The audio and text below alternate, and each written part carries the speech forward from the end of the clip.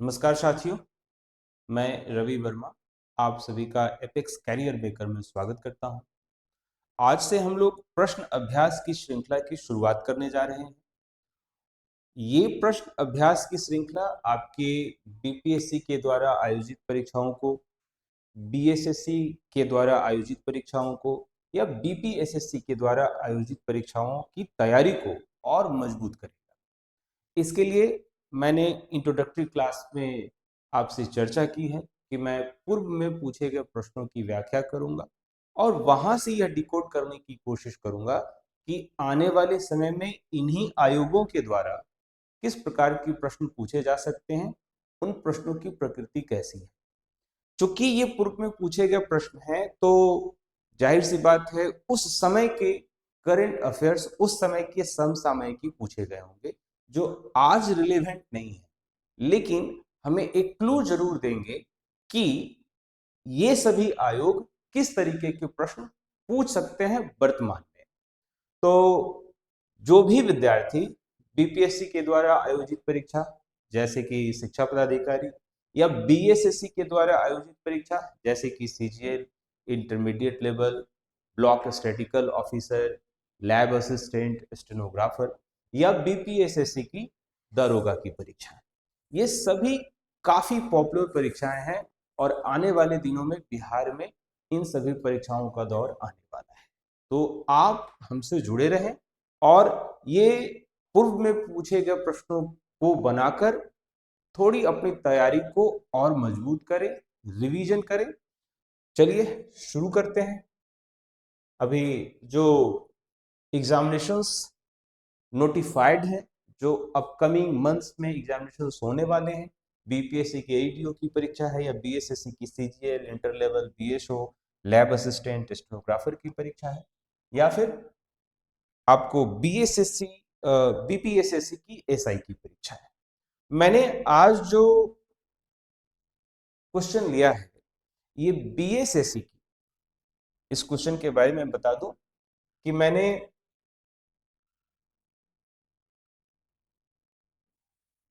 BSSC के द्वारा आयोजित सीजीएल की परीक्षा से ये सभी प्रश्न लिए हैं और ये सीजीएल फर्स्ट है जो संभवतः 2011 में आयोजित की गई। आज हम लोगों की परीक्षा का, आज हम लोगों की चर्चा का ये पहला दिन है, तो बहुत सारे ऐसे मटेरियल हैं जो आने वाले दिनों में और अपग्रेडेड रूप में आपको मिलेंगे। बहरहाल इन सभी प्रश्नों की व्याख्या शुरू करते हैं और देखते हैं कि आज आयोग इसी माइंडसेट के साथ आपसे क्या प्रश्न पूछ सकता है। जैसे यह प्रश्न पूछा गया, पहला प्रश्न, दुनिया का नवीनतम देश है और आपके सामने 4 विकल्प दिए गए। तो 2011 में चूंकि ये परीक्षा आयोजित की गई थी और उस दौरान 2005-6 में एक देश समाचार में था और यूं कहा जा सकता है कि एक नया देश बन रहा था, वहां जनमत संग्रह हुआ। इसके अनुसार जो आंसर है वो है ए, दक्षिणी सूडान गणतंत्र। आपको मैं बताऊं कि 2005-6 में राजनैतिक रूप से जनमत संग्रह किया गया और इस जनमत संग्रह में सूडान और दक्षिण सूडान 2 देश बने। ठीक है, अगर मैं कहूं कि इस प्रश्न से क्लू यह लिया जाए कि आज की डेट में क्या प्रश्न पूछा जा सकता है बीएसएससी के द्वारा, तो एक तो प्रश्न मेरे समझ से ये पूछा जा सकता है कि ईवेनो के मेंबर्स कितने हैं, क्योंकि दुनिया में कितने देश हैं इसका मानक ईवेनो के सदस्यों से पता चलता है। तो 193 देश हैं। बहुत सारे ऐसे देश हैं जिसको ईवन ने मान्यता नहीं दिया है। एक दूसरा क्लू जो अभी न्यूज में भी था, आपको पता होगा कि भारत में एक आतंकी हमला हुआ और फिर उसके बाद ऑपरेशन सिंदूर चला।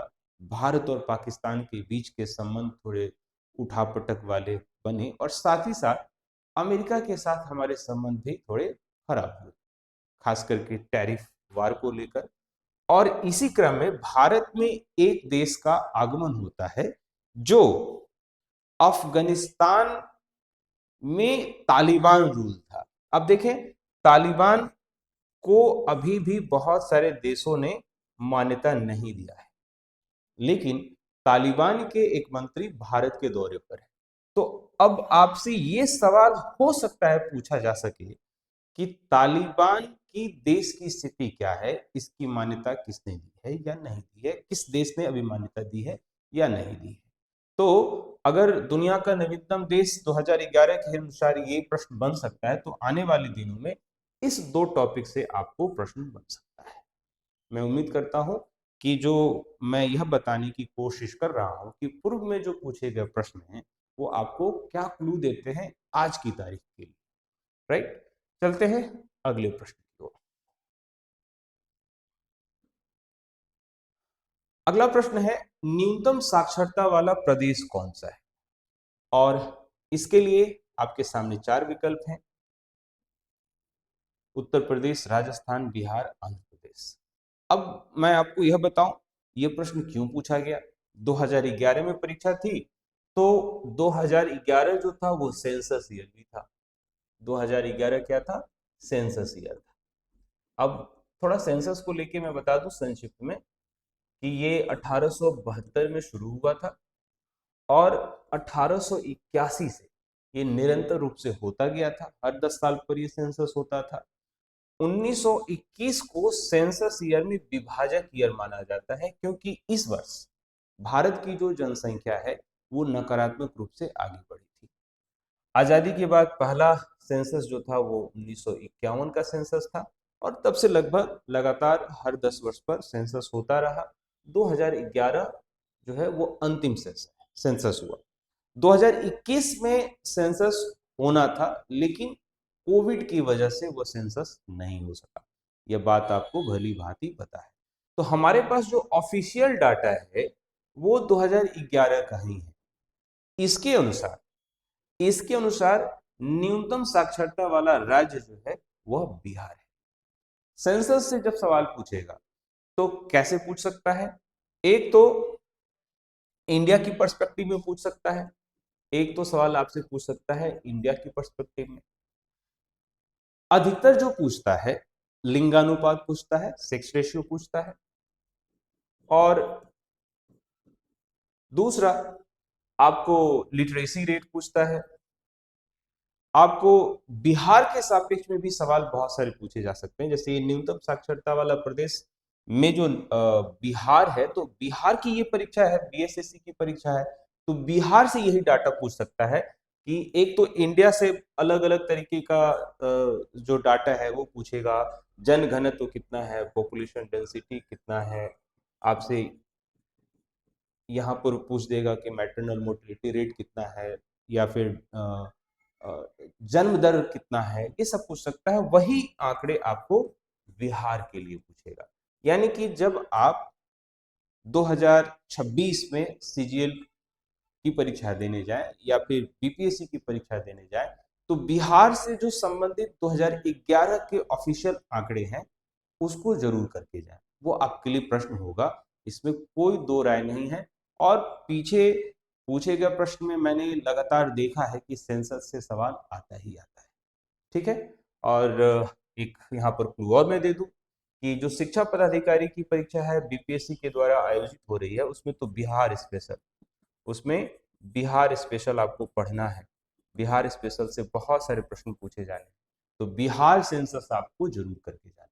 यहाँ से एक दो प्रश्न आने की पूरी संभावना है। ठीक है, अब आगे बढ़ते हैं। हमारा अगला प्रश्न है, सम्राट अशोक महान जिसने 40 वर्षों तक भारत में राज किया की राजधानी का उस समय नाम क्या था? अब जरा समझते हैं ये क्लू क्या दिया। इस इस प्रश्न के अनुसार तो उत्तर तक पाटलिपुत्र है, लेकिन मैं यहां तक रुकूंगा नहीं। अब मैं आपसे ये कहूंगा, बिहार की परीक्षा है, क्या क्या सवाल पूछ लिया। अब देखिए, आपके लिए मगध केंद्र में है, यानी कि आप प्राचीन भारत का इतिहास पढ़ें तो मगध को जरूर पढ़ें। मगध के बाद मौर्यों को जरूर पढ़ें। साथ ही साथ पाटलिपुत्रा को थोड़ा केंद्र में रखें। क्यों? क्योंकि पाटलिपुत्रा मगध की प्रारंभिक राजधानी नहीं थी। मगध की प्रारंभिक राजधानी जो थी वो राजगीर थी, जिसे राजगृह या राजगह या गिरिव्रज कहा जाता था, जिसे वर्तमान में राजगीर कहा जाता है, जिसे वर्तमान में राजगीर कहा जाता है। इसके बाद कालांतर में इसकी राजधानी इस जगह से, ये सभी एक ही जगह है जो अलग अलग नाम से जाना जाता है, इस जगह से कालांतर में इसकी राजधानी पाटलिपुत्रा बनाई गई। अब आपसे यह प्रश्न पूछ सकता है कि पाटलिपुत्रा राजधानी किसके समय में बनाई गई? तो हर्यक वंश के समय में बनाई गई, हर्यक वंश। और जो वर्तमान पटना है ये है, और इसकी स्थापना किसने की? तो मान्यता है कि ये स्थापना उदयन ने की। किसने की थी? उदयन ने की। यानी कि मैं आपको इस प्रश्न से यह क्यों निकालता हूं कि बिहार के द्वारा जब भी कोई परीक्षा आयोजित की जाती है तो आपको प्राचीन भारत में मौर्य को बहुत अच्छे से पढ़कर जाना है। मौर्य मतलब चंद्रगुप्त मौर्य के बारे में पढ़ना है, अशोक के बारे में पढ़ना है, बिंदुसारा के बारे में पढ़ना है, ठीक है, पाटलिपुत्रा के बारे में पढ़ना है, गिरिव्रज, राजगृह, राजगह, ये सब पढ़कर जाना है। इससे संबंधित टाइमलाइन आपको कर कर जाना है। आपका स्टडी मटेरियल कोई भी हो, इस पॉइंट्स को जरूर देखकर जाएं, निश्चित तौर पे यहाँ से प्रश्न पूछेगा। मैं यही कहना चाहता था कि जब मैं अगले सेट पर आऊंगा तो जो चीजें मैं आपके सामने यहाँ पर लिख रहा हूँ उससे संबंधित एक, इसके बाद एक स्लाइड रखूंगा जो अधिकतर टॉपिक्स को कवर करेगा, अधिकतर सवाल को कवर करेगा, उससे संबंधित जानकारियों को देगा। तैयारी बहुत बेहतर हो जाएगी। चलते हैं अगले प्रश्न की। हमारा अगला प्रश्न है, ऐसा प्रथम इंजीनियरिंग स्नातक जो किसी राज्य का 2 बार मुख्यमंत्री रहा हो संबंधित है। तो ध्यान में रखना है कि ये 2011 का पेपर है और इस समय एक खास बात हुई थी। खास बात यह हुई थी कि नीतीश कुमार इस समय मुख्यमंत्री बने थे और आज हम लोग 2025 में बातचीत कर रहे हैं और एक बार फिर से नीतीश कुमार मुख्यमंत्री बने गए हैं 2025 के आम विधानसभा चुनाव के बाद। अब मैं आपको यहां से क्लू दूंगा कि क्या क्या प्रश्न हो सकता है। इस प्रश्न के अनुसार उत्तर तो बिहार है और नीतीश कुमार उस समय बने थे। अब आपको 2-3 चीजें करके जाना है, यहां से बहुत संभावना है कि जो भी परीक्षाएं अभी लाइनअप हैं वहां इससे सवाल आएगा ही आएगा। क्या क्या आपको प्रश्न करके जाना है? पहला तो नीतीश कुमार के बारे में कुछ बेसिक जानकारी ले लीजिए। जैसे ये मार्च 2000 में पहली दफा मुख्यमंत्री बने थे, पहली दफा। ये मुझे ठीक ठाक याद है कि ये पहली दफा अल्पमत की सरकार में बने थे, समता पार्टी ने इन्होंने बनाया था और मात्र 6-7 दिनों की सरकार थी, वो सरकार गिर गई। फिर उस दौरान से ये 10वीं बार, 10वीं बार दिसंबर 2025 में मुख्यमंत्री बने। इस दौरान ऐसा नहीं था कि अन्य गठबंधन या अन्य दल सत्ता में आ गए, इनके साथ मिलकर ही आए और इसी वजह से बीच में एक बार सिर्फ जीतन राम मांझी कुछ पल के लिए मुख्यमंत्री बने थे। तो इस दौरान ये 10वीं बार मुख्यमंत्री बने। तो आपको नीतीश कुमार की जो राजनीतिक यात्रा है आपको करके जाना चाहिए। प्रश्न आपसे पूछेगा। इस प्रश्न से मैंने 3 क्लू निकालना है। पहला क्लू तो मैंने आपके सामने रखा, नीतीश कुमार के बारे में आपको करके जाना है। दूसरा क्लू क्या है? दूसरा क्लू यह है कि जो बिहार विधानसभा के चुनाव हुए, विधानसभा के चुनाव, जो 18वीं विधानसभा के चुनाव थे, तो इस चुनाव परिणाम को आपको ध्यान में रखकर जाना है। चुनाव परिणाम का मतलब यह हुआ कि यहाँ पे कौन सा राजनीतिक दल कितना सीट लेकर आया, यहाँ पे विधानसभा के सदस्यों की संख्या कितनी है, विधान परिषद की सदस्यों की संख्या कितनी है, जो अब आगे जाकर कैबिनेट का गठन हुआ उस कैबिनेट में हाईएस्ट प्रोफाइल जैसे गृह मंत्री किसके पास है, वित्त किसके पास है, या विधानसभा के अध्यक्ष किसे बनाया गया। चुनाव परिणाम जो है आपको महत्वपूर्ण रूप से करके जाने चाहिए। यहां से सवाल बनते हैं, पूछे जा सकते हैं। तीसरा तीसरा तीसरा जो इस सवाल ने हमें हिंट दिया वो यह कि चुनाव आयोग से आपको प्रश्न पूछा जा सकता है। चुनाव आयोग से आपको प्रश्न पूछा जा सकता है। क्यों? क्योंकि संवैधानिक स्थिति इसकी क्या है, अभी जो चीफ इलेक्शन कमिश्नर हैं वो कौन है, बिहार के चीफ इलेक्शन कमिश्नर कौन है, क्योंकि मुझे ठीक ठीक याद है बीपीएससी ने एक बार प्रश्न पूछ दिया था, जो बिहार में लोकसभा के चुनाव की घोषणा की गई थी चुनाव आयोग के द्वारा, वह डेट और कितने फेजेस में हुआ था। तो आपको होशियारी दिखाना है, वह डेट याद कर लेना है कि जिस समय चुनाव आयोग ने बिहार में चुनाव की घोषणा की, कितने फेजेस में हुआ। यहाँ पर 2 फेज में हुआ, और पहले फेज में कितनी सीट पर, दूसरे फेज में कितनी सीट पर, यह भी आपको करके जाना है। चुनाव आयोग से संबंधित जानकारी आपको करके जाना है। आपके लिए सवाल है और निश्चित तौर पर यहां से सवाल आना चाहिए। तो कुल मिलाकर मैंने यहां से 3 क्लू बताया। इस सवाल ने हमें 3 क्लू दिया कि कल होके कोई एग्जामिनेशन आयोजन कराने वाला जो आयोग है क्या क्या सवाल लेके आ सकता है। तो मैं उम्मीद करता हूं कि आप लोग अब समझ पा रहे होंगे कि जो पूर्व में पूछे गए प्रश्न होते हैं आपको कितने तरीके से वो तैयारी करने में मदद करता है। चलते हैं अगले प्रश्न की ओर।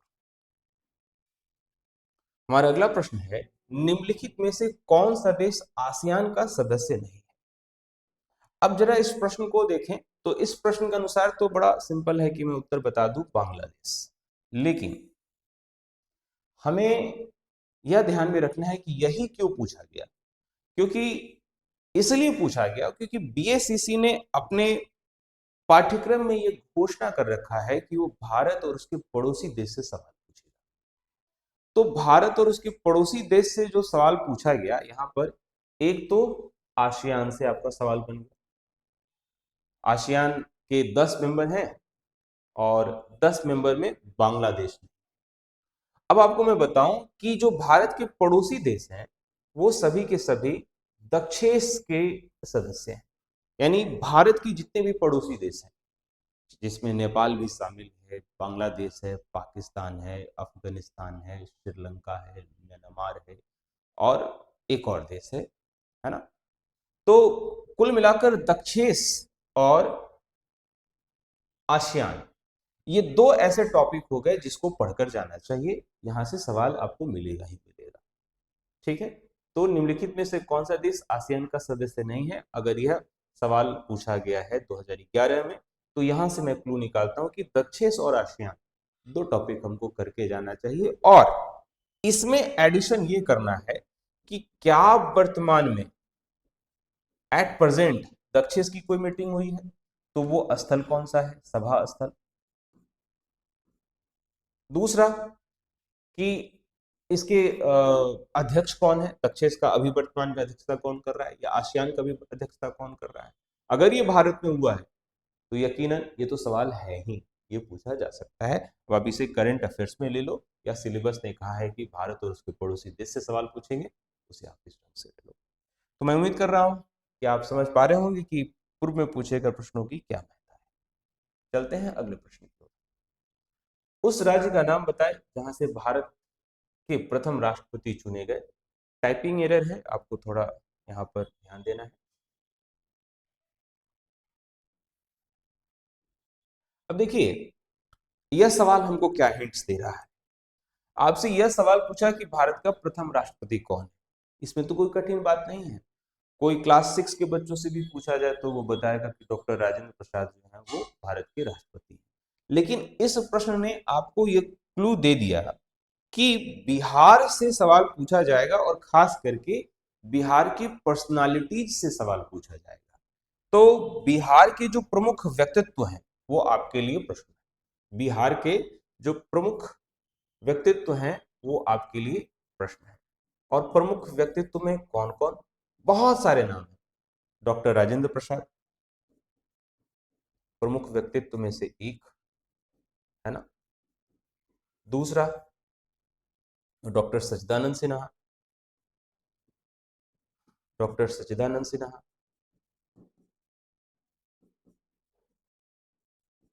जयप्रकाश नारायण,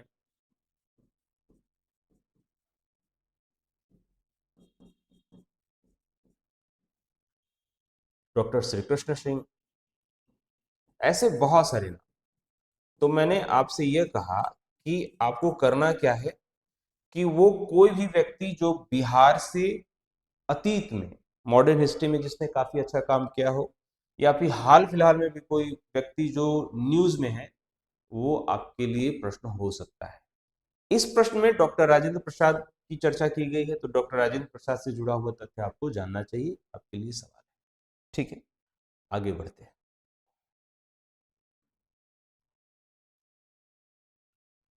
एक बार फिर से यह सवाल बिहार सेंट्रिक है। सिखों के 10वें गुरु गुरु गोविंद सिंह जी का जन्म कहाँ हुआ था? आपको पता होगा कि सिखों के जो 10वें गुरु हैं श्री गोविंद सिंह जी, इनका जन्म पटना में हुआ था, श्री हरमिंदर साहिब, श्री हरमिंदर साहिब। तो गुरु गोविंद सिंह से संबंधित कुछ प्रश्न जो बेसिक है, जो अक्सर पूछा जाता रहा है, जैसे इनका जन्म स्थान यहां पूछा, मैं कहता हूं इनको जन्म तिथि भी आपको जान लेना चाहिए, डेट, डेट ऑफ बर्थ।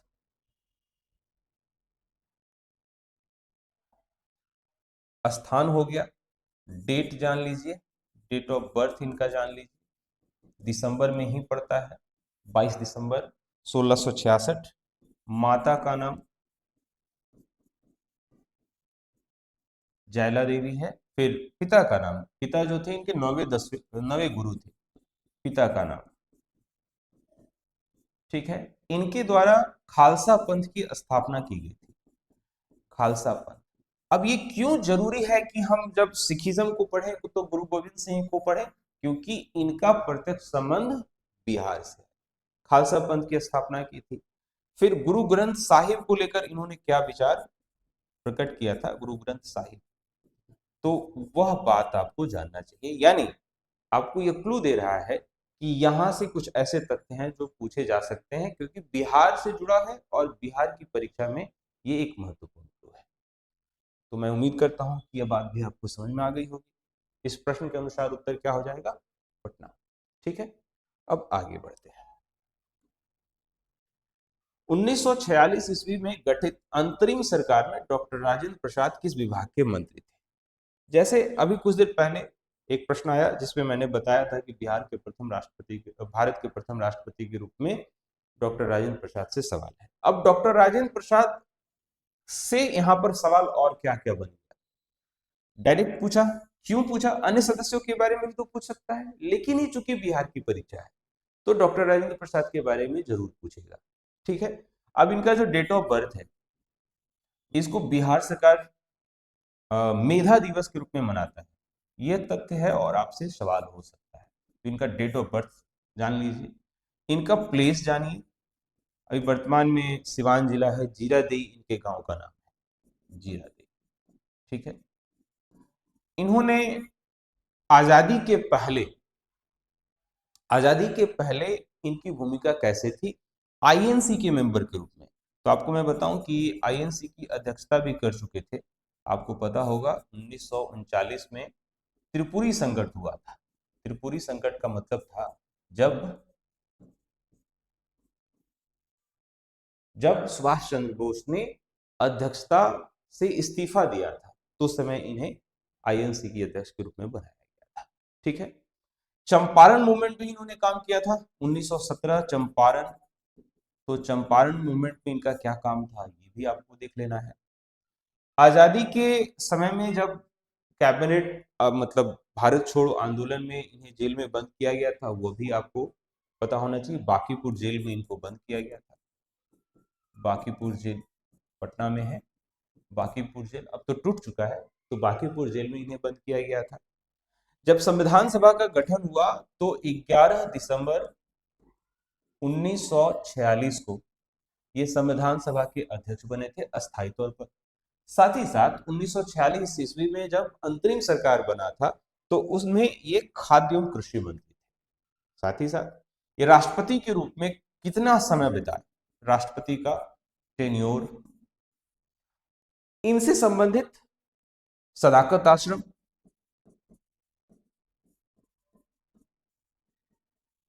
इनसे संबंधित इनकी पुस्तक इंडिया डिवाइडेड, और फिर इनका देहांत। इन्हें भारत रत्न मिला। भारत रत्न कब मिला? इन्हें आजाद शत्रु कहा जाता था। आजाद शत्रु यानी कि इनके कोई, इन्हें देश रत्न भी कहा जाता था। इतनी सारे टॉपिक्स हैं, इनसे संबंधित जानकारियां हैं। मैं अगले सेट के डिस्कशन में कोशिश करूंगा कि ये जो तथ्य मैं आपके सामने लिख रहा हूं उसे मैं चाहूं कि स्लाइड में लिख दिया जाए, ताकि एक सहूलियत से आप उसे देखकर याद कर सकें। तो मैंने यहाँ से हिंट्स यह पाया कि डॉक्टर राजेंद्र प्रसाद को एक टॉपिक के रूप में लीजिए, उसे पढ़कर जाइए, संभव है कि प्रश्न आ सकता है। चलते हैं अगले प्रश्न की ओर।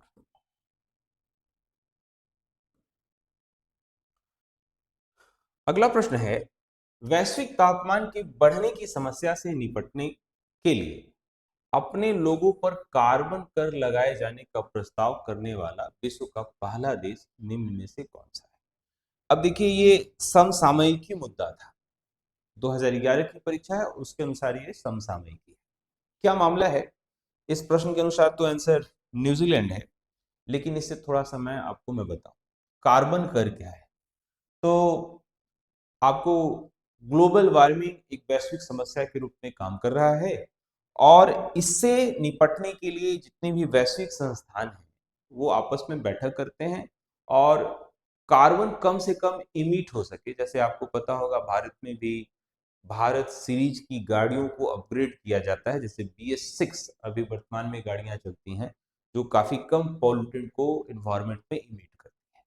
तो उस दौरान ये कार्बन कर लगाए जाने का जो प्रस्ताव था वो न्यूजीलैंड ने लगाया था। हालांकि ये काफी सफल नहीं हुआ था, तो बाद में इसे निरस्त कर दिया गया था। तो यहाँ पर हमें क्लू मिलता है कि पर्यावरण एवं पारिस्थितिकी से जो भी वर्तमान में हलचल चल रहा है, कुछ बैठकें हुई हैं, कुछ निर्णय लिए गए हैं, वो आपके लिए प्रश्न हो सकते हैं। इसे हम लोग प्रतियोगिता दर्पण करते समय, जो मैंने कह रखा है जनवरी 2025 से दिसंबर 2025 तक, या फिर उसके बाद भी ये जारी रहेगा, तो वहां से यदि कुछ ऐसा हिंट्स बनता है तो हम लोग वहां से करेंगे। ध्यान रखें। चलते हैं अगले प्रश्न की ओर। निम्नलिखित में से किस क्षेत्र में वर्ष 2005 में इंदिरा गांधी परमाणु अनुसंधान केंद्र ने उल्लेखनीय उन्नति की?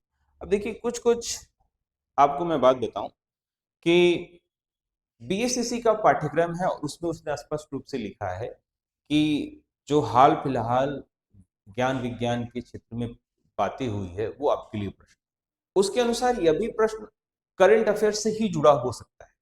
उसके अनुसार ये प्रश्न करंट अफेयर से है। इस प्रश्न के अनुसार जो उस दौरान समाचार में था, पहला option, fast breeder test reactor के यूरेनियम प्लूटोनियम मिश्रित कार्बाइड ईंधन का पुनर्संसाधनीकरण, ये इस प्रश्न का उत्तर है।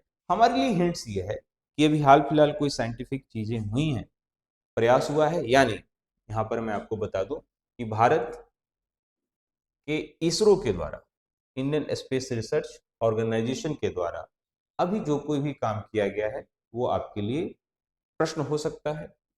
DRDO के द्वारा कोई काम किया गया है, डिफेंस रिसर्च डेवलपमेंट ऑर्गेनाइजेशन के द्वारा यदि कोई काम किया गया है, यहाँ तक कि इसरो के चेयरमैन बदले हैं या DRDO के कोई चेयरमैन बदले हैं, इसके हेडक्वार्टर से संबंधित, DRDO के हेडक्वार्टर से संबंधित भी प्रश्न आपके लिए आ सकते हैं। ये हिंट्स है।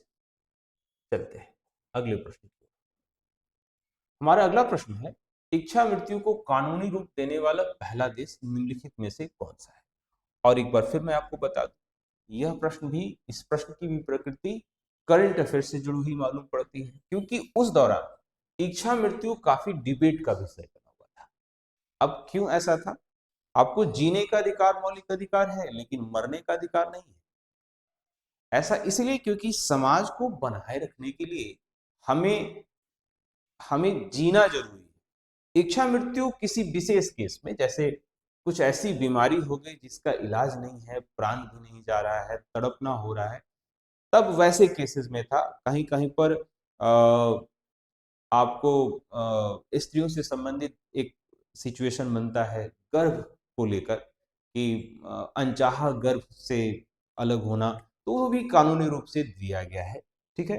बहरहाल इस प्रश्न के अनुसार नीदरलैंड नीदरलैंड इसका सही विकल्प है। ठीक है, आगे बढ़ते हैं। निम्नलिखित में से कौन सा आयोग सर्वप्रथम भारत के संविधान की किसी धारा के अंतर्गत किसी निश्चित प्रावधान के अनुपालन में स्थापित किया गया था? इस प्रश्न को समझिए। यह प्रश्न पॉलिटी से लिया गया है, राज्य व्यवस्था से लिया गया है, और इस प्रश्न के अनुसार चुनाव आयोग इसका उत्तर है। आपको मैं बताऊं कि चुनाव आयोग काफी महत्वपूर्ण भूमिका निभाता है एक लोकतांत्रिक देश में।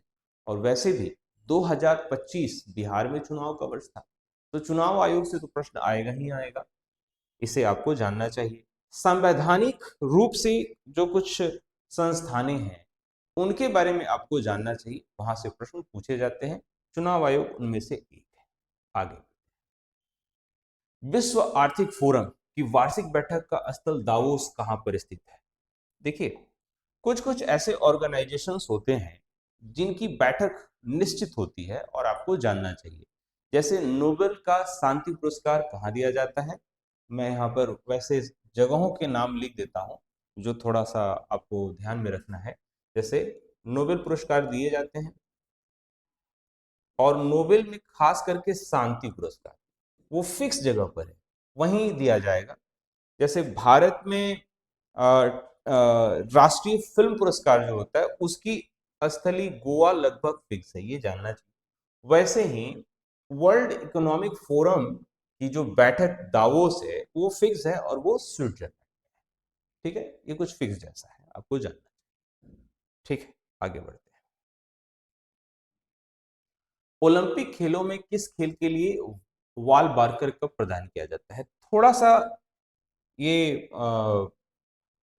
अवेयरनेस जैसा सवाल है, क्योंकि अधिकतर हम लोग ओलंपिक खेलों में पदक से जाने जाते हैं, जैसे स्वर्ण पदक, रजत पदक या कांस्य पदक, लेकिन ओलंपिक खेलों में बारकर कब दिया जाता है? ऐसा इसीलिए है कि एक मुक्केबाज थे, उन्हीं के सम्मान में ऐसा किया जाता है। तो एक अवेयरनेस जैसा है। और ओलंपिक खेल में ये क्यों विशेष पूछा गया, तो हो सकता है कि उसके आसपास ये समाचार में, इसीलिए मैं कहता हूं कि जब भी आप तैयारी करें तो करंट अफेयर्स से जोड़कर ही अपनी तैयारी को मजबूत करें। अगले प्रश्न की ओर चलते हैं। प्राचीन नगर तक्षशिला निम्नलिखित में से किनके बीच में स्थित है? अब देखो, तक्षशिला ही क्यों न्यूज में, तक्षशिला के न्यूज में होने का, तक्षशिला ही यहां पर प्रश्न के रूप में क्यों है? इसके पीछे बहुत स्पष्ट कारण है, क्योंकि तक्षशिला जो है वो मौर्यों के समय में काफी समाचार में था। क्यों? क्योंकि यहीं से चाणक्य पढ़े थे, चाणक्य यहीं पर राजनीति शास्त्र के शिक्षक थे, और इन्होंने ही नंद वंश का अंत किया था, और यहीं पर चंद्रगुप्त मौर्य पढ़ता था। चंद्रगुप्त चाणक्य के शिष्य थे। ठीक है, तो तक्षशिला को पूछ लिया, इसके लोकेशन को पूछ लिया। अगर देश पूछे तो पाकिस्तान में, ये पाकिस्तान में स्थित है ना। और अगर इस तरीके से पूछा है नदियों के बारे में, तो सिंधु तथा झेलम नदी के बीच में ये स्थित है। मैंने कहा था कि बिहार की कोई परीक्षा है तो आपको मौर्यों को ध्यान से पढ़ना होगा, यहाँ पर तक्षशिला एक हिंट दे गया। चलते हैं अगले प्रश्न। भारत में हरित क्रांति का जनक किसे माना जाता है? तो यह प्रश्न तो आप लोग, मुझे लगता है कि काफी जूनियर क्लासेस से पढ़ते आए होंगे। ग्रीन रिवॉल्यूशन भारत में काफी महत्वपूर्ण था, और ये एम.एस. स्वामीनाथन के द्वारा शुरू किया गया था। एम.एस. स्वामीनाथन तो अब भारत रत्न भी है, इनसे सवाल पूछा जाना चाहिए। आगे आपको मैं बताऊं कि हरित क्रांति का सबसे ज्यादा फायदा पंजाब और हरियाणा को मिला, पंजाब और हरियाणा को मिला, और मूलतः दो फसलों के उत्पादन में ज्यादा इसका योगदान रहा, एक गेहूं और दूसरा चावल के रूप में भी आप कह सकते हैं। गेहूं और चावल के उत्पादन में ये काफी इसका योगदान रहा। वैश्विक रूप से नॉर्मन बोरलॉग ने इसकी शुरुआत की थी। फिलीपींस से चावल और मैक्सिको से गेहूं की प्रजातियों का आयात किया गया था, जो high yielding variety seeds HYV seeds और साथ ही साथ आपको सिंचाई के लिए या फिर कृषि कार्य के लिए वैज्ञानिक उपकरणों का उपयोग यहाँ पर शुरू किया गया था। हरित क्रांति से सवाल है। ठीक है, आगे बढ़ते हैं। निम्न में से कौन सा कथन सत्य नहीं है? महानदी का उद्गम छत्तीसगढ़ में है, ये सही है। महानदी का उद्गम छत्तीसगढ़ में है, ये सही है। गोदावरी नदी का उद्गम महाराष्ट्र में है, ये भी सही है। कावेरी नदी का उद्गम आंध्र प्रदेश नहीं है, बल्कि इसका कर्नाटक में ताल कावेरी है। कर्नाटक इसका सही उत्तर है। कर्नाटक कर्नाटक में है। ताप्ती नदी का उद्गम मध्य प्रदेश में। तो उस हिसाब से देखा जाए तो सी आपका विकल्प हो जाएगा। आगे बढ़ते हैं। निम्नलिखित में कौन एक हिंदुस्तानी शास्त्रीय गायक है? ये विविध खंड से सवाल पूछा गया है। आप जब भी कोई क्राउन या लुसेंट की किताब पढ़ते हैं तो उसके अंतिम में एक विविध सेक्शन दिया हुआ है, जो हर क्षेत्र के महत्वपूर्ण लोगों के नाम आप वहां से पूछे जा सकते हैं। तो वहां से ये सवाल लिया है। ये शास्त्रीय गायक पूछा है, हो सकता है कि नाटक से पूछते, हो सकता है कि खेल से पूछते, हो सकता है कि विज्ञान प्रौद्योगिकी से पूछ दे, राजनीति से पूछ दे, कहीं से भी हो सकता है। इस प्रश्न के अनुसार शास्त्रीय गायक के रूप में गंगूबाई हंगल का नाम आता है। गंगूबाई हंगल का। ठीक है, आगे बढ़ते हैं। कोलंबो से अल्मोड़ा तक व्याख्यान निम्नलिखित में से किसके अनुभवों पर आधारित है? तो देखिए, कोलंबो से अल्मोड़ा एक बहुप्रतीक्षित व्याख्यान है, जो कि स्वामी विवेकानंद के द्वारा लिया गया। स्वामी विवेकानंद से बहुत सारे प्रश्न पूछे जाते रहे हैं। थोड़ी सी एक शॉर्ट मैं आपको डिस्क्रिप्शन दे दूं। ये 1893 ईस्वी में, ये काफी ऐतिहासिक वर्ष है, क्योंकि यहाँ से दो व्यक्ति भारत के बाहर जा रहे हैं और भारत का नाम स्वर्णिम अक्षरों से लिख रहे हैं। एक तो महात्मा गांधी इसी वर्ष दक्षिण अफ्रीका गए थे, और उसी वर्ष स्वामी विवेकानंद भी वैश्विक धर्म संसद में भाग लेने के लिए अमेरिका के शिकागो शहर में गए थे। ठीक है, तो स्वामी विवेकानंद का शिकागो जाना धर्म संसद, ये आपके लिए एक महत्वपूर्ण बात है। फिर वहां पर जाकर धर्म का प्रचार करना, हिंदू वेदांत पर इनका भाषण काफी प्रसिद्ध रहा। साथ ही साथ इन्होंने वहां से लौटने पर रामकृष्ण मिशन, इनके गुरु का नाम था रामकृष्ण परमहंस, तो रामकृष्ण मिशन की स्थापना की, जो आज भी काम कर रहा है। रामकृष्ण मिशन, इसके तहत शैक्षणिक संस्थानें, कई सारी सेवा संस्थानें। साथ ही साथ इनसे प्रश्न पूछता है, चूंकि विवेकानंद का जो पहले का नाम था वो नरेंद्र दत्त था। नरेंद्र दत्त। तो नरेंद्र दत्त से ये स्वामी विवेकानंद बने थे। तो स्वामी का टाइटल किसने दिया, यह भी पूछता है। तो राजस्थान के खेतरी के महाराजा ने ऐसा किया। ठीक है, तो ये कुछ है। इनकी पुस्तकें भी आपसे सवाल के रूप में आ सकती हैं, इनकी पुस्तकें। तो मैं उम्मीद करता हूं कि इस प्रश्न से भी और बहुत सारे हिंट्स मिलते हैं, आपको ध्यान में रखना है। चलते हैं अगले प्रश्न की। वैज्ञानिक तथा औद्योगिक अनुसंधान परिषद का अध्यक्ष कौन होता है? देखिए, कुछ कुछ ऐसे पद हैं जो बाय डिफॉल्ट है, इसके लिए एक शब्द इस्तेमाल किया जाता है, और वो है पदेन अध्यक्ष। यानी कि एक विशेष पद से उसको जोड़कर देखा जाता है। जैसे भारत में पहले योजना आयोग था, तो योजना आयोग के पदेन अध्यक्ष के रूप में प्रधानमंत्री होते थे। या फिर नेशनल डेवलपमेंट काउंसिल था, उसके भी अध्यक्ष प्रधानमंत्री हुआ करते थे। या अब नीति आयोग है, तो नीति आयोग के भी पदेन अध्यक्ष प्राइम मिनिस्टर ही होते हैं। उसी तरीके से जो वैज्ञानिक तथा औद्योगिक अनुसंधान है, उसके भी पदेन अध्यक्ष भारत का प्रधानमंत्री ही होता है। साथ ही साथ भारत का जो राष्ट्रपति है वो सर्वश्रेष्ठ, या कह सकते हैं कि ये सुप्रीम सैनिक कमांडर होता है। है ना। ये बात आपको जानना चाहिए, कुछ बेसिक बातें। ठीक है। उपराष्ट्रपति जो है, भारत का उपराष्ट्रपति, ये राज्यसभा का चेयरमैन होता है। ये राज्यसभा का अध्यक्ष होता है। ठीक है। तो ये कुछ बाय डिफॉल्ट चीजें हैं जो हमारे यहाँ पदों को दिया गया है, हमारे स्टेट क्राफ्ट में इसका हिस्सा है, इसे आपको जानना है। चलते हैं अगले प्रश्न की ओर।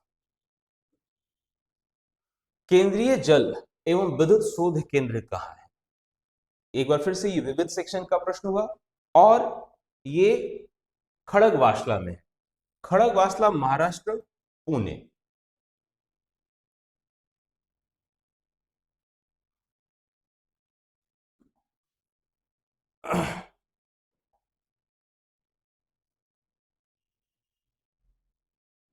खड़गवासला पुणे महाराष्ट्र में है, और यहां पर ही एक और इंस्टीट्यूट है जो काफी फेमस है, नेशनल डिफेंस एकेडमी, एनडीए, जिस जहां से पढ़कर भारत में लोग सेना में अफसर बनते हैं।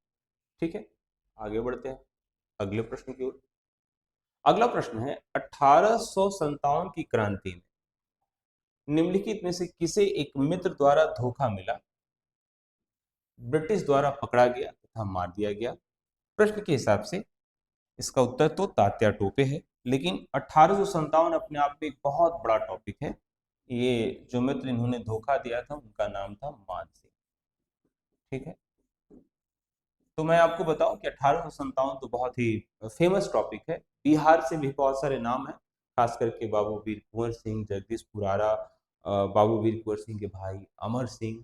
तो बहुत सारे प्रश्न पूछे जाते हैं यहाँ पर। मैं तो 1857 से क्लू लूं तो बहुत सारे आ जाएंगे, लेकिन ये टॉपिक फेमस है, यहाँ से सवाल पूछा जा सकता है, ये ध्यान में रखना है। आगे बढ़ते हैं।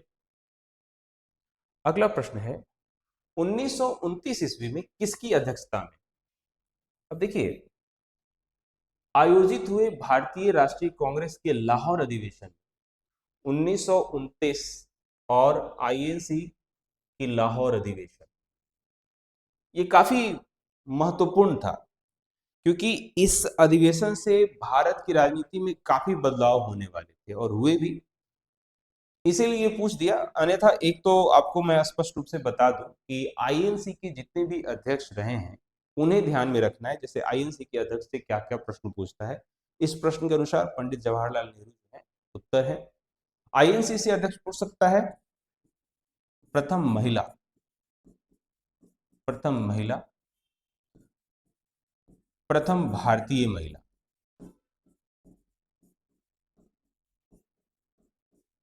अंग्रेज। आपको मैं बताऊं, जॉर्ज हुले। बहुत सारे अंग्रेज जो हैं वो भारतीय राष्ट्रीय कांग्रेस के अध्यक्ष रहे हैं। गांधी जी सदस्य नहीं थे, लेकिन 1924 में उन्होंने भी अध्यक्षता की थी। ठीक है। सुभाष चंद्र बोस क्रांतिकारी रूप से अध्यक्ष पद को प्राप्त किए, तो वो, और फिर डॉक्टर राजेंद्र प्रसाद, त्रिपुरी संकट। इसके साथ साथ चूंकि बिहार की परीक्षा है, तो बिहार में जब आईएनसी की बैठकें हुई उसमें बांकीपुर और गया, बांकीपुर और गया में कब कब बैठक हुई और उसके अध्यक्ष कौन कौन थे, ये आपको ध्यान में रखना चाहिए। प्रथम बैठक आईएनसी की जो 1885 की हुई 72 सदस्यों के साथ। ठीक है। ये बात आपको ध्यान में रखना है।